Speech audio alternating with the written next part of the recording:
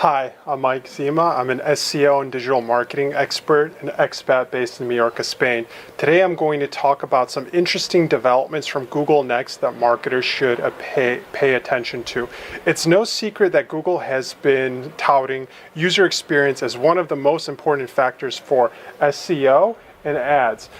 This year is no different, and Google is doubling down on user experience. So the first update is Google AMP ads. They're display-based ads that's giving you what I mentioned in a previous video as Harry Potter interactive style ads. And these ads are basically using technology that Google developed. They want everybody to eat this dog food because Google feels that applying this to your site is going to make it faster. Therefore, people are going to love using Google and love visiting your website as a result of that.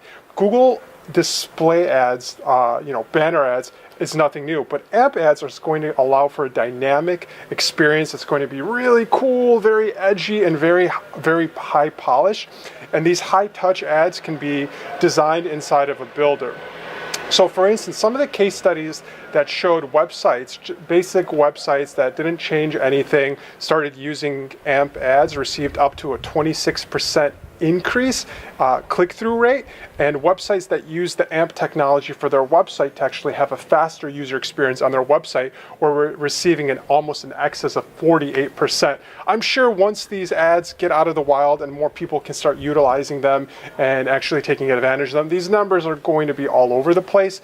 Google, of course, is going to present the best facts for the conference because, of course, they're painting the best picture for their product. Number two is nothing new, but Google has been touting its mobile user experience test and its mobile page speed test. There are several different kinds of tests, and one of those tests in particular is going to be the mobile test. It's received a refresh in February, and it's important to pay attention to this test because not only does it track the evolution of your site and the performance and how it's getting better, but it's also going to stack you up against the competition. So this is something you need to really pay attention to if you want to achieve the maximum ranking potential online. And number three is the optimization score that Google Ads has been giving access to people using the platform.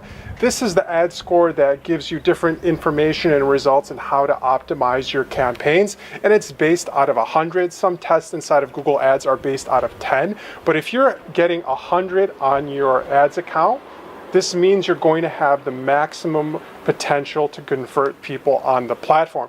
Those that have a lower score are going to have time struggling because they're not following the best practices. Google, of course, is outlining that trajectory so it can get you to 100, but it's also going to reward those that are high performers by not only giving them some preferential treatment, but also allowing them to receive cheaper bids at the auction. So they'll save a little bit of money. That's why being number one does have its advantages because you definitely have a larger reach when you're talking about advertising online.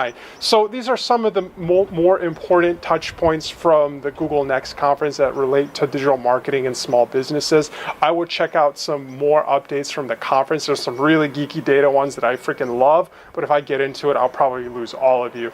Thanks for watching. Let me know if you have any questions about Google Next in the comments below, and subscribe to our channel on YouTube, and I'll talk to you soon.